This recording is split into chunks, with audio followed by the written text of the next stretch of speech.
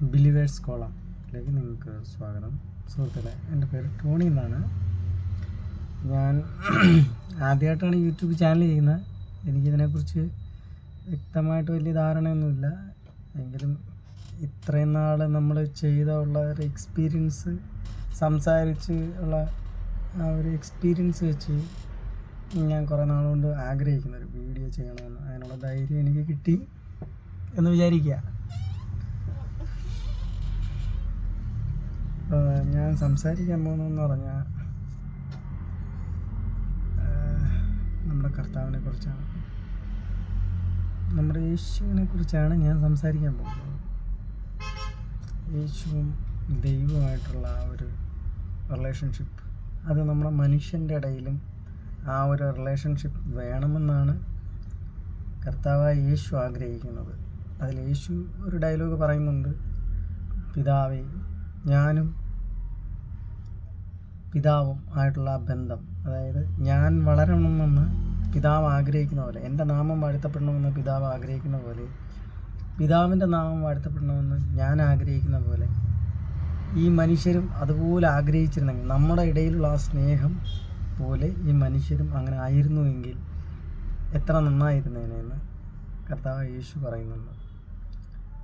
വേറൊരു രണ്ടാമത്തൊരു സംഭവമുണ്ട്. അപ്പം ഇവർ തമ്മിൽ അത്രയും സ്നേഹമാണ്. ആ ഒരു സ്നേഹം നമ്മുടെ മനുഷ്യരുടെ ഇടയിൽ, അതായത് ദൈവമാണ് എല്ലാം സൃഷ്ടിച്ചത്.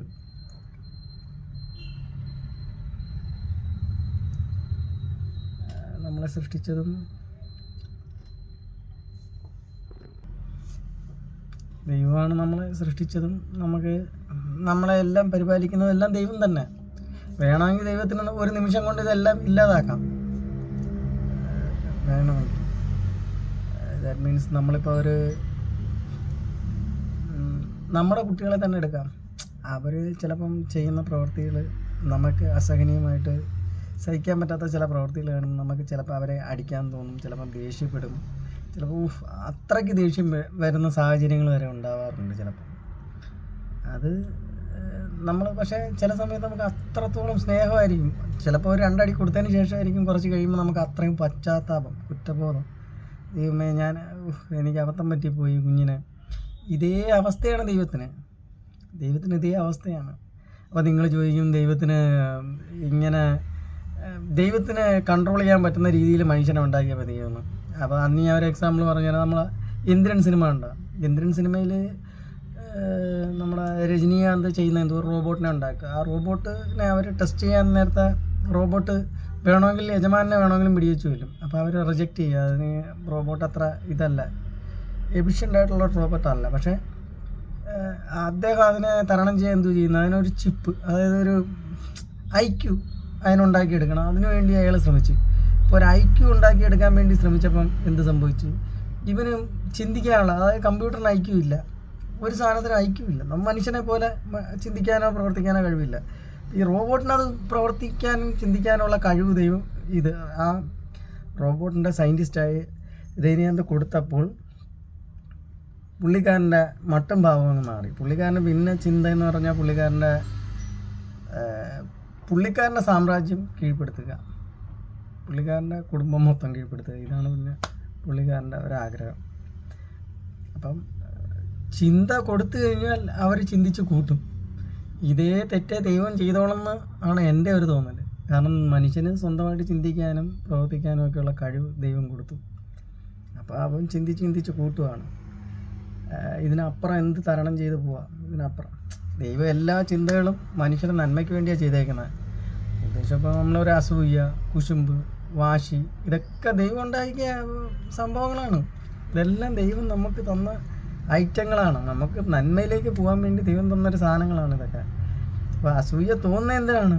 എൻ്റെ കൂടെ ഇരിക്കുന്നവൻ എന്നേക്കാൾ ഉയരത്തിൽ വന്നാൽ ഞാനും അധ്വാനിച്ച് അവനേക്കാൾ ഉയരത്തിൽ വരാമല്ല. അവൻ്റെ കൈ തല്ലി പിടിച്ച് അവനെ എന്നെ താഴെയാക്കാനല്ല, അവനേക്കാൾ ഉയരത്തിലാവാൻ വേണ്ടി ഞാനും മത്സരിക്കാൻ വേണ്ടിയാണ്.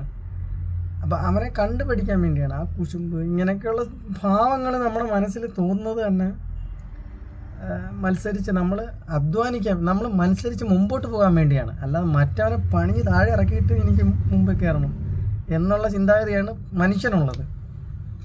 അപ്പം ഇങ്ങനല്ല നമ്മൾ യഥാർത്ഥത്തിൽ പോവുകയുണ്ട്. അപ്പോൾ നമ്മൾ ദൈവകാര്യമാണ് പറഞ്ഞു വരുന്നത്. ദൈവത്തിൻ്റെ ഒരു സൃഷ്ടികളാണ് നമ്മൾ, അതിനപ്പുറം ഒരു സംശയമില്ല.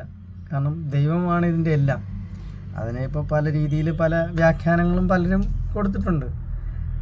അപ്പം കർത്താവായ യേശു ദൈവപുത്രനാണ്. ദൈവപുത്രൻ എപ്പോഴും ആഗ്രഹിക്കുന്നത് ദൈവത്തിൻ്റെ നാമം വാഴ്ത്തപ്പെടുവാനാണ്. അപ്പം ഇവരുടെ പവർ മനസ്സിലാക്കണമെങ്കിൽ ഇപ്പം ശിഷ്യന്മാരുമായിട്ട് യേശു കടലിൽ കൂടുന്ന നദിക്കപ്പുറം പോവുക, എന്തോ ഒരു അത്യാവശ്യ കാര്യത്തിന് ഒരു ഇൻഫർമേഷൻ കിട്ടിയ പോലെ പോവുകയാണ് യേശു പെട്ടെന്ന്. പക്ഷേ ഇൻഫർമേഷൻ കിട്ടുകയാണെങ്കിൽ പോവുകയാണെങ്കിലും കടലിനെ നടുക്കോട്ട് പായ്ക്കപ്പലിനകത്താണ് പോകുന്നത്. അപ്പം 12 ശിഷ്യന്മാരൊക്കെ ആയിട്ട് ഇങ്ങനെ പോകാൻ നേരത്തെ പുള്ളിയെ കിടന്ന് ഉറങ്ങുവാണ് യേശു ഉറങ്ങുമ്പം കാറ്റും കടലും എല്ലാം ഇളകാൻ തുടങ്ങി. ഭയങ്കരമായിട്ട് തിര മറിക്കാൻ തുടങ്ങി, എല്ലാം നശിപ്പിക്കാൻ തുടങ്ങി. അപ്പം തിരയൊക്കെ ഇത്രയും ഓവറായിട്ട് വരുമ്പം ശിഷ്യന്മാരെല്ലാം ഭയന്ന് പേടിച്ച് യേശുവിനെ നിലവിളിച്ച് വിളിക്കുക, ഞങ്ങൾ ആ മരണഭയത്തിൽ ഇത്രയും ആയി, നീ എന്താ കിടന്നുറങ്ങുന്നത്? അപ്പം കർത്താവ് യേശു പറഞ്ഞു, നിങ്ങൾ എന്തിനാ ഭയപ്പെടുന്നത്? ഞാൻ നിങ്ങളുടെ കൂടെ ഇല്ലേ? എന്ന് വെച്ചാൽ സ്വാഭാവികമായിട്ടും നിങ്ങൾ ഭയപ്പെടുന്നു, പക്ഷേ നിങ്ങൾ എൻ്റെ കൂടെ കുറച്ച് അത്ഭുതങ്ങളെങ്കിലും കണ്ട മനുഷ്യരാണ്. പിന്നെ ഞാനിവിടെ ഉള്ളപ്പോൾ നിങ്ങൾ ഭയപ്പെടേണ്ട, ആകുലപ്പെടേണ്ട, പേടിക്കണ്ട. കാരണം കർത്താവ് നമ്മുടെ കൂടെ ഉണ്ട് എല്ലാ സാഹചര്യങ്ങളും. നമ്മൾ തെറ്റ് കാണിക്കുമ്പോഴേ ദൈവം നമ്മുടെ കൂടെ ഇല്ലാതുള്ളൂ. നമ്മൾ നേരായി ജീവിക്കുന്നവരാണെങ്കിൽ നമ്മുടെ കൂടെ ദൈവമുണ്ട്.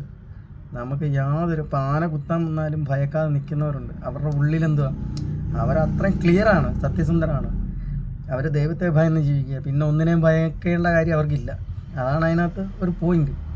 അപ്പോൾ യേശു ശിഷ്യന്മാരെ കണ്ട് ശിഷ്യന്മാരെ ചാടി എഴുന്നേറ്റ് യേശു കടലിനെയും കാറ്റിനെയും ശാസിക്കുകയാണ്, കൽപ്പിക്കുകയാണ്, നിർത്താൻ പറയുകയാണ്. അപ്പോഴേ സ്റ്റോപ്പ് ആവുക കടലും കാറ്റുമൊക്കെ. ദൈവത്തിൻ്റെ ആ ഒരു ഓർഡർ കേട്ട ഉടനെ സ്റ്റോപ്പായി. എന്നിട്ട് പോവുക അക്കരെ. അവിടെ കടലിനെയും കാറ്റിനെയും യേശു ശാസിക്കുന്നുണ്ട്, സ്റ്റോപ്പ് ചെയ്യാൻ പറയുന്നുണ്ട്. അപ്പോൾ യേശുവിന് ആ ഒരു അധികാരവും ധൈര്യവും ഇതെല്ലാം ഉണ്ട്. പക്ഷെ നിങ്ങൾ വേറൊരു സെറ്റപ്പ് നോക്കണം. നമ്മുടെ